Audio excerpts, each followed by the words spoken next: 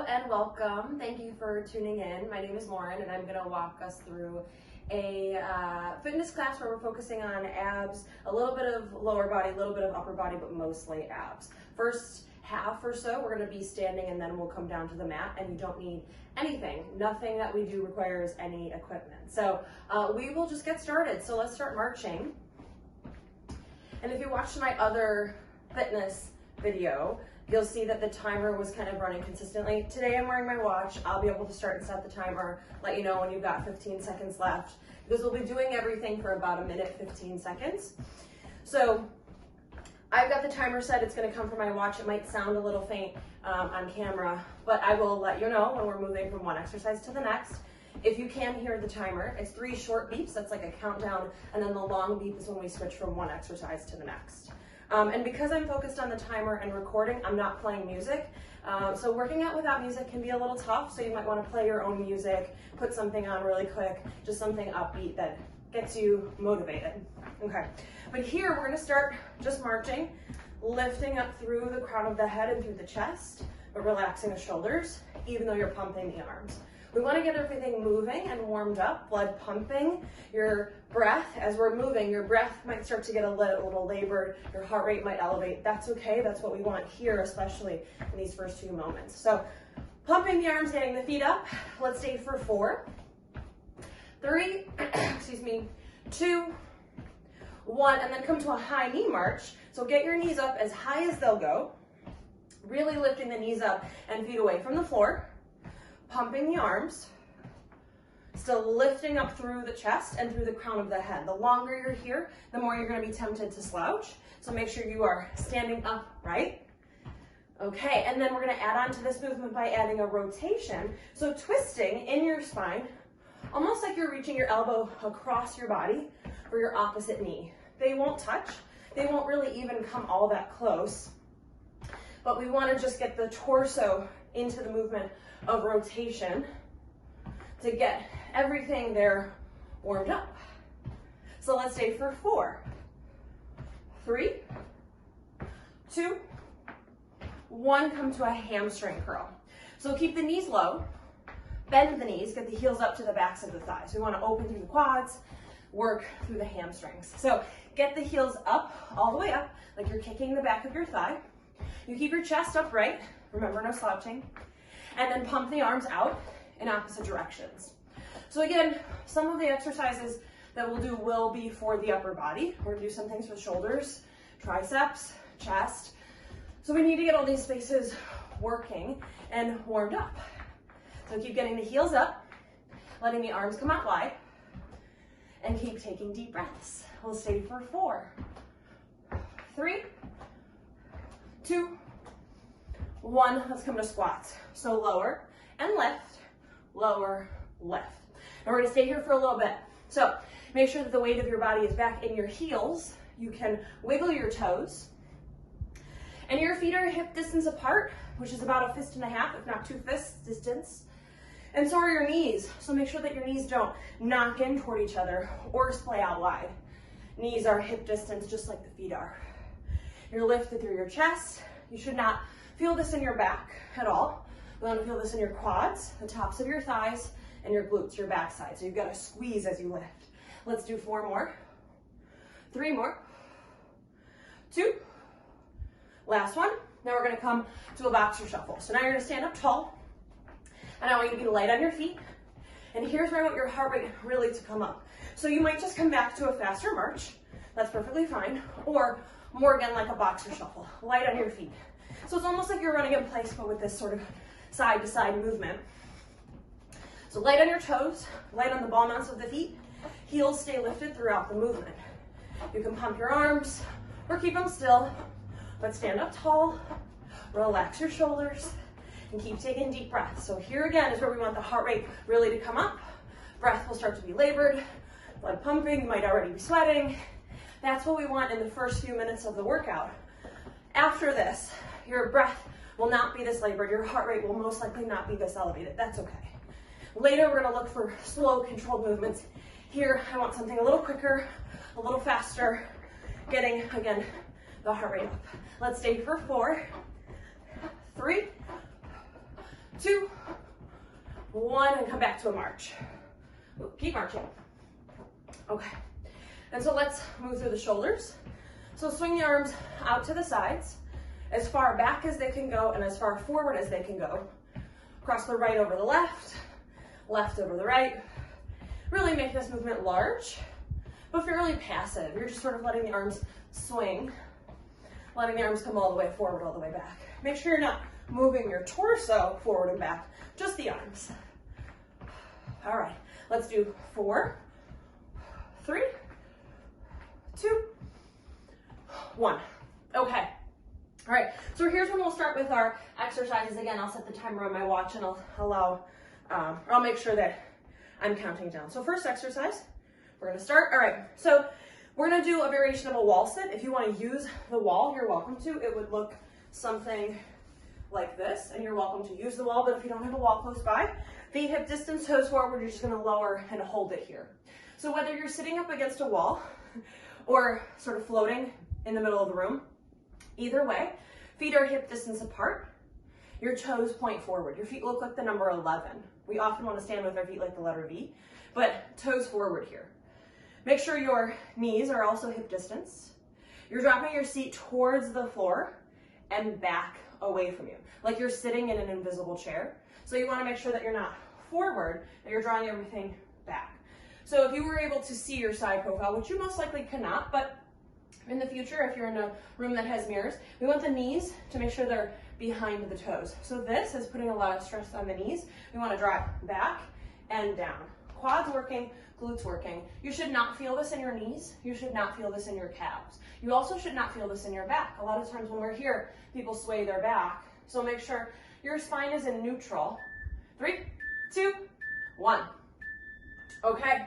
So now we're going to come to a hamstring exercise. So I like to start with my hands at my hips. Look down at a spot on the floor. It's something that won't move. Shift your weight into your right foot.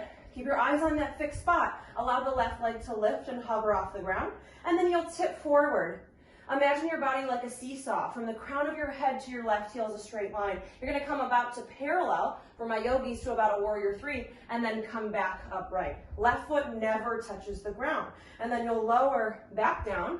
So this is like a single leg deadlift, lowering down and then coming all the way back up. So left foot never touches the ground. Left leg is straight. Torso is a long straight line. So again, think about your upper body and that back leg like a seesaw or like a teeter-totter. As the torso lowers, the leg lifts. They stay together. They're in sync with one another. Okay, so you're relaxing your shoulders, relaxing your arms. The weight of your body is in your right heel. You should be able to wiggle your right toes. The back of your right leg should be firing. The hamstrings and the glute medius on the side. You've got 7 more seconds, and then we'll switch sides. So stay with it. 3, 2, 1. Okay, second side. So start with feet hip distance. Look down at a spot on the floor. It's something that won't move. That will help you. Shift your weight into the left. Pick up the right. Keep the right leg straight, but right foot off the ground as you lower towards the floor, dropping your torso, lifting the right leg, and then return back to the center. So again, basically a single leg weightless deadlift. For my yogis, we're basically coming in and out of warrior 3 instead of just holding it. So hands at the hips, relax the shoulders. Keep the torso tall and long. Even when you tip forward, you're not rounding, you're not slouching, you're not letting your chest collapse. Keep the spine long, the chest lifted and proud. Back of the neck long. You're keeping your eyes on one fixed spot throughout the movement. So pick a spot on the floor and keep your focus there. Whether you're up or down or moving or in stillness, you've got your eyes on this one spot. Back of the left leg firing. Feel it through maybe the calf, that's all right. Maybe through the hamstring, maybe the glute med. 7 more seconds, take a deep breath, and we're gonna come to another version of a squat. Okay, so now we're gonna come to a plie squat. So feet are about mat distance. If you're standing this way, they are about mat distance. We want them pretty wide. And then turn the toes out. So now your feet do look like the letter V. Arms can just rest wherever you'd like, but lower and lift, lower and lift. So more through a plie squat. So the footing is different here. We've taken a wider stance and we've turned the toes out. Both of those things show us that we're going to start to focus on the inner thighs here. So you are still going to feel this in your quads, just like the wall sit. You're still going to feel this in your glutes as you squeeze when you come to the top. But to really get into the inner thighs, push through the pinky toe sides of your feet, through the outside edges of your feet. Because if you're like most people and have tight hips, your knees are going to want to come forward still towards each other. So draw them out wide, away from each other. You've got 20 more seconds here with these plie squats. Then we're going to come down to the mat, but we are still going to do one more leg exercise, one for each side. Then we're going to do a little bit of upper body. Then we're going to come into abs. So in a few moments, we're going to come into tabletop. 3, 2, 1. Okay. So we're going to come down into tabletop on all fours. We'll be here for a little bit. If you want to pad under your knees, you're welcome to do that. Okay. So we're going to start in tabletop on all fours. Now, right leg is going to stay bent at a right angle, but let it float up off the ground. Allow it to lift and lower. Lift and lower. Now we want to draw the right leg up as high as we can towards the ceiling. These are called fire hydrants, so think like a dog on a fire hydrant. Lifting that leg up, right knee stays bent. We're not doing like donkey kicks or kicking out to the side. Right knee is going to stay bent. We're just moving at the hip. Now, we want to get the right leg up high, but the higher we lift it, the more the torso is going to want to move. Keep the torso still. So try to keep your torso still through the movement. So that shows me that your abs are engaged. The more the torso moves, the less engagement there is. Think about strong engaged muscles, keep the body firm and still. So we want to keep torso, abs, all of those things engaged, really to protect the lower back, but to make sure that the leg is working. You would have felt that on your left side, even though the right side was moving. And now we'll switch sides. So now you'll place the right knee down. Left knee is still bent, but let it float up off the ground, and then lift and lower. So even though the left leg is the one moving, you're going to feel this in your right leg, in your right glute med. This is the space that works hard most anytime you're balancing, especially when you're standing and balancing. Again, for my yogis, any balance pose, warrior 3, eagle, a balancing chair, tree, all of those things, glute med works hard. But if it really isn't for balance poses, the space doesn't get a whole lot of attention. So you're going to feel it on the leg that's not even moving. That's okay. It's got all of your weight in it. It's trying to stay still and stable as the other leg is trying to pull it. So there's that work there. Now you're going to keep your torso still. We want to make sure that the leg is doing the work, that your torso is still, your lower back is protected. Make sure that the ribs don't drop. You've only got about 12 more seconds here. And then we're going to come into a version of push-ups. So you might do these push-ups on your knees, and then you might want to protect and pad your knees. You're welcome to do that. 3, 2, 1. Okay. So we're going to come into push-ups. So again, you might be on your knees, and that's perfectly fine. I'd rather you be able to do a minute's worth instead of doing 2, taking a break, doing 2, taking a break, doing 1, taking a break. So if that means being on your knees, that's fine. If you are on your knees, deeply bend your knees so you're not resting on your kneecap. You're resting more at the femur. Hands might be a little bit wider than shoulder distance, that's fine. I like to hook the hands in a little bit so the middle finger sort of point to the center of the mat or the top center of the mat so the elbows can go wide and then return back. Elbows will go wide and return back. Now, there is a version of push-ups that are tricep push-ups for my yogis, chaturangas. We're going to work the triceps in a moment and a little bit later. So I would like you to focus here on your chest. So again, that's going to mean hooking the hands in. Elbows will splay out wide to the opposite ends of the room.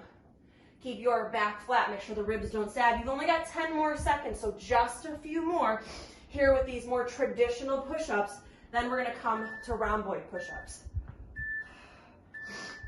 Okay, now rhomboid push-ups are totally different, working the back instead of the front. The movement is very different. This is something you don't usually see very often in classes. So you might have to watch before, whatever you need to do, but you're basically in tabletop, hands under shoulders, knees under hips. Now, you're going to keep the arms straight. The arms don't move, the torso moves. Now, it's not like cat and cow, but You're gonna drop your heart towards the ceiling. Your heart towards the floor. The space between your shoulder blades should be a valley. It should be a deep valley. And then you push your hands down, lift, so now it's a dome. And then lower, it's a valley. Lift, it's a dome. Lower, it's a valley. So you're gonna feel this in your rhomboids if you're familiar with bent over rows, seated rows, upright rows. We're trying to get into those spaces. Now again, it's not cat and cow. Notice that this is movement in my pelvis. It's not a pelvic action. It's a shoulder scapular action. It's really specific and defined. If it's taking you some time to get here, that's okay. I often don't teach this because it's a little tricky to understand, but it requires no equipment. So that's what's so great about this. 3, 2, 1. Okay, now we're gonna get into triceps, the backs of the upper arms. So now you're gonna come down onto your forearms. Fingers are spread wide, palms down. Now make sure that your ribs don't sag here. We wanna make sure that your spine is in neutral. If anyone's ever taken Jean's Pilates class, shout out to Jean. She has taught me this exercise, and I don't know if you're gonna love it, but I like it. Push your palms down into the ground. Let your forearms hover off the ground, just an inch or two. Spread the fingers, push the hands down. Let the forearms just hover, and then slowly lower down. You should feel your triceps firing. So we're gonna do that again. Push the palms down, lift the forearm. They just hover off the ground. Make sure you're not drawing back or lifting up too high. The lower you are, the more you've got to work. Make sure you draw the ribs in, spine long, and lower down. We're gonna keep going. Push the palms down, lift. Elbows and forearms, they just hover. You should feel your triceps firing, the backs of your upper arms. Again, for yogis, the feeling you get in chaturanga. We'll take a moment here, and then slowly lower down. 5 more seconds, lift, hold it, 3, 2, 1. Okay, now we're gonna come into a side plank. You choose which side you'd like to do. Obviously, we've gotta do both sides. I'm gonna do my left, so I'm still facing you. So, left hand comes down. You could be on your hand, you could be on your forearm, makes no difference to me. But you're going to lift your hip up off the ground. Now, leg options. You might bend the bottom knee and the top leg is straight. This is a modified side plank. You can do any of these on your hand or your elbow. Again, makes no difference to me.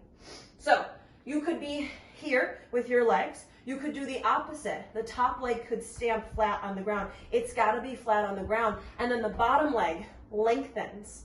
You could be here. You should feel the side of the body work. Another option is to lengthen both legs, resting heel, toe, heel, toe. Option 4, hardest one, is stack the feet one on top of the other. Or, again, coming back to one of those other variations. Top arm can rest on the hip or reach to the sky. But everything that's touching the ground, push down to lift up. Really reach up. Crown of the head forward. Heel back. Tailbone back. Reaching up. 3, 2, 1. Come onto your stomach. Come flat onto your stomach. We're going to work your lower back. Okay. So reach your fingertips and toes in opposite directions. Take a full body stretch. Throughout this exercise, you're going to look down at your mat. Lift your right arm and your left leg up towards the ceiling and slowly lower. Left arm, right leg, lift, hover, slowly lower. Lift and hold, slowly lower. Lift and hold, slowly lower. So make sure that there is a pause at the top of this movement, that you're not just lifting and lowering abruptly or too quickly. Everything we do, especially now that we're on the mat, is slow, controlled, thoughtful, mindful. We want to make sure that we are moving in a safe and efficient way. Oftentimes, when you pick up the pace of a movement, you're creating more of a risk for injury. So especially if you're at home and you're not in front of an instructor who can watch your form, safe is usually generally much safer. Slow is much safer, excuse me. 3, 2, 1. Okay, we've got to do the side plank on the opposite side. So same setup. I'm going to turn just so I'm still facing you, but you could be on your forearm, you could be on your hand, does not matter to me. And then you might bend the bottom knee, lengthen the top leg. This is a modified side plank. Again, any one of these variations with the legs can work with either variation of the arm. It's total sort of mix and match combination, however you choose. Now, you might stay here. You might do the opposite. Top knee bends, foot flat on the ground in front of the opposite thigh, and you lengthen the bottom leg.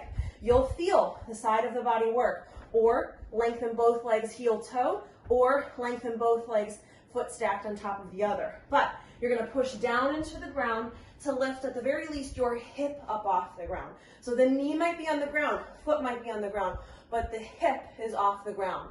Now you're pushing one arm down, maybe reaching the other one up, or maybe just keep the hand at the hip, that's fine. But think about stacking your body. So you're not rolling forward and you're not rolling back. All of your joints are stacked one on top of the other.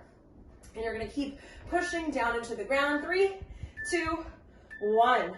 Okay. We're going to come to a reverse plank. This is our last plank. So option 1 is to come to bridge pose.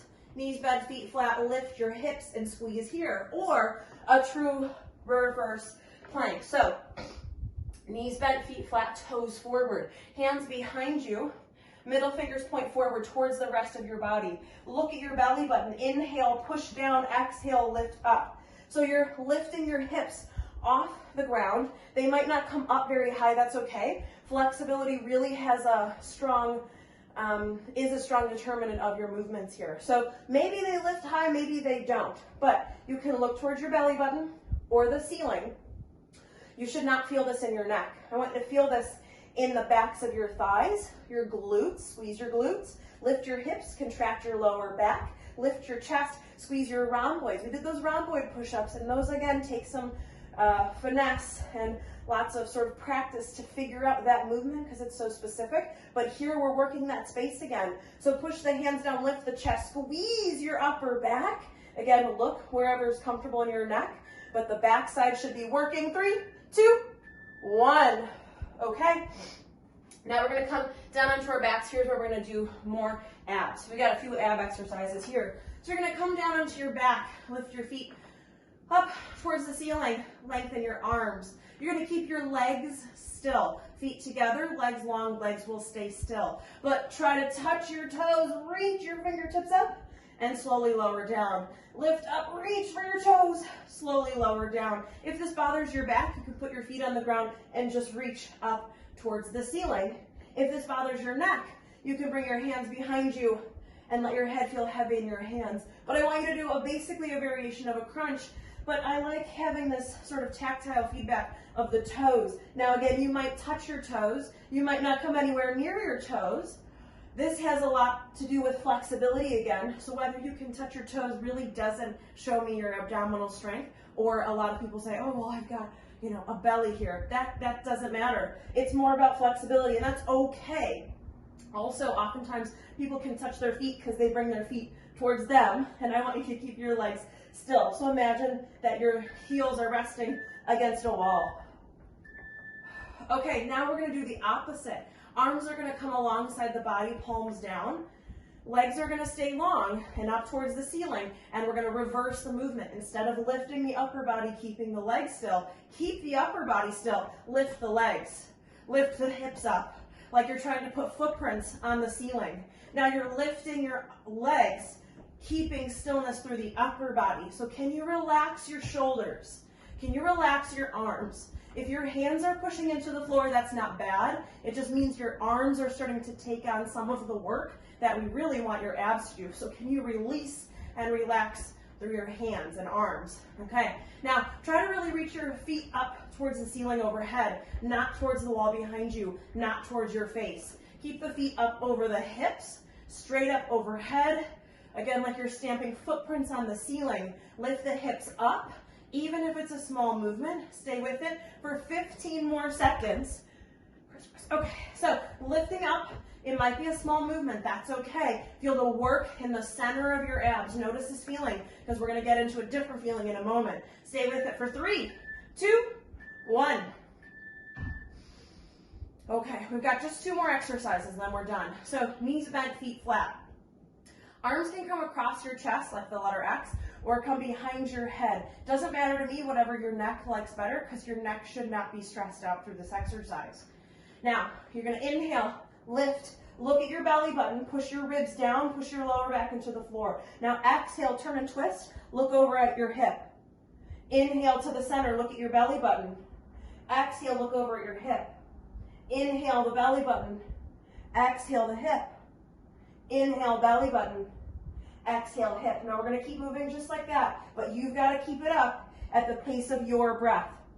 Now, oftentimes you'll see people do this movement really, really fast, right, left, right, left, right, left. That's not what we're doing here.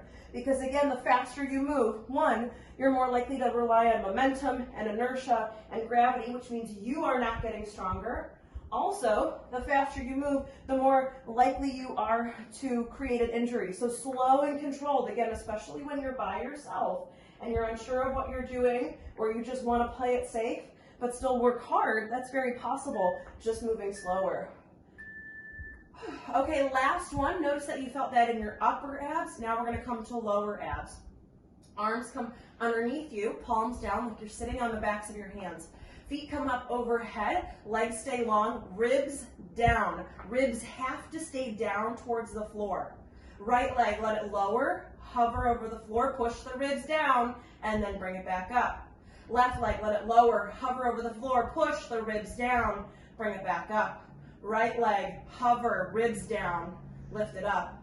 Left leg, lower, hover, ribs down, lift it back up. Now, if you need a little bit more work, you're welcome to do this like scissor kicks. As one lifts, the other's lower, ribs down. I should not be able to slide a piece of paper between your lower back and the floor. If you still need more work, feet together, lower and lift together. The slower, the better. The faster you move here, the less your muscles are contracting. So slow, controlled. Make sure that your abs are engaged. Your lower back is protected. Your lower back is pushing into the floor. Low ribs pushing into the floor. Make sure that your abs are taking on the work. 3, 2, 1. Okay, that's it. So we are going to stretch. Okay. Whew. Give yourself a moment to take a deep breath. Maybe even place your hands on your low belly, the space where you were just feeling that work. And think about breathing into your low belly. So imagine your breath coming in through your nose, your mouth, down your throat, through the length of the spine, all the way down past your belly button. So you're taking some belly breaths. Belly breaths relieve tension in the abs.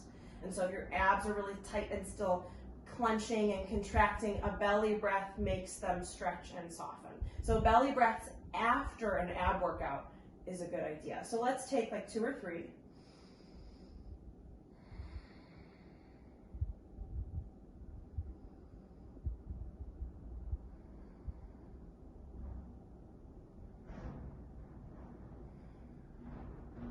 Okay, all right.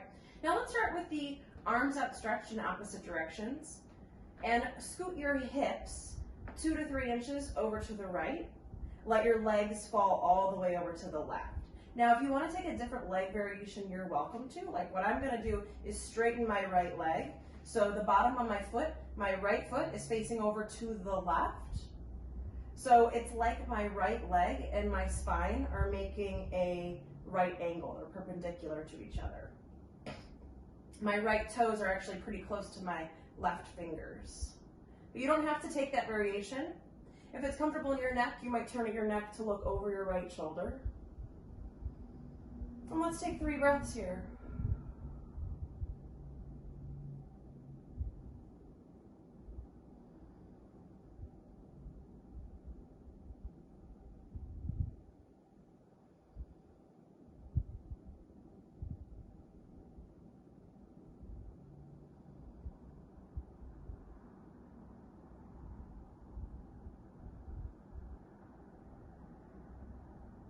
And then if your head is turned, slowly return it back to the center. If your right leg is long, bend your right knee. Bring the feet together, return the legs, return the hips. Take a deep breath. And scoot the hips 2 to 3 inches to the left. Let the legs fall to the right. You are more than welcome to keep your legs stacked just like this or lengthen the left leg. Then you'll feel just more of a stretch in the back of the left leg and through the outer part of the hip and thigh. It's meant to be comfortable. These next few movements that we're doing should take very little work and be very comfortable. So make sure that you're moving your body so that's true. Let's take 3 breaths here.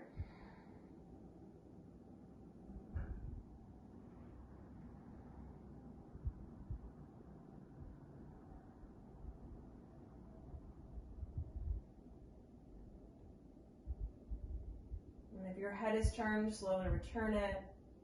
If your left leg is long, slowly bend it. Return the legs to center, hips to center. Take a deep breath.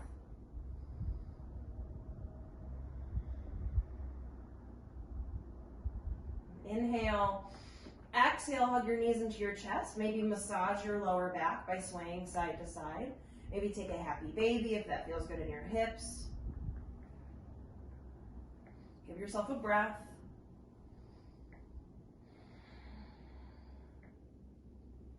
And then this next movement, only do it if it feels like a massage on your spine. If it's anything more intense than that, skip it. So really listen to how your spine feels. But tuck your chin into your chest, hug your knees into your chest, make yourself the tiniest little ball that you can, and rock and roll along the length of your spine. Like you're gonna come up to a seat, but you change your mind. Really round your spine. Yogis think cat pose. Pilates people think the C curve. Really round it out. This is gonna show you where there's tightness. If there's a spot that feels flat and not round, it's tight. That's okay, everyone's tight somewhere. Do this 1 or 2 more times. And then make your way up to a seat, and we'll do just 1 or 2 stretches here. Okay, so take a comfortable seat. Let's start by opening through the chest. So you're gonna bring your hands behind you. Now you might just put your fingertips on the floor and push your fingertips down and lift your chest up. Excuse me. Or you might interlace your fingers and reach your knuckles behind you. Now what I want for you is to open your chest and shoulder. That's priority 1. So just reaching your knuckles back, maybe you interlace the fingers the way you don't normally interlace them. Something to think about. So you might just reach them down and back, open through your chest and shoulders. So there's a difference between reaching the arms and opening the chest. So you might stay here, keeping your back the way it is. Tall and long, crown of the head to the sky. You might create a stretch through the front of your shoulders by lifting your hands away from you. Now, I don't want your torso to fall to your lap. I want the crown of the head still upright. It's like your torso has no idea your arms lifted up. That might not feel good, so you might keep them low. That's okay. Let's take 2 breaths here.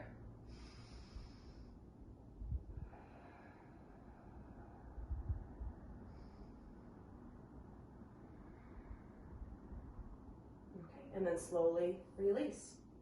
Let's do 1 more stretch.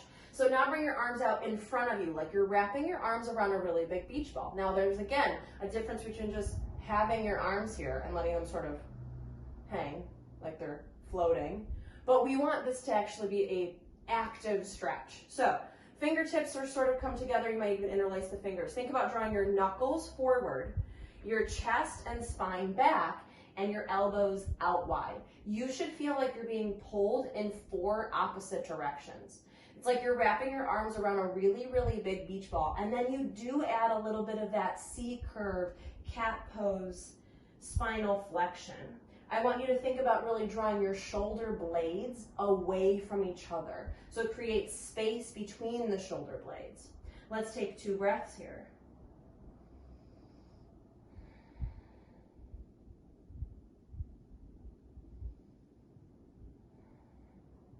And then slowly release the arms, and you are all set. So you might want to roll your shoulders out. Actually, it feels good to kind of do that after. But you are all set, so thank you so much for participating with me, and I hope you enjoyed the video. I'll be coming out with more. Let me know what sort of stuff you want to do, especially in these fitness ones. I'm not sure what kind of equipment people have at home.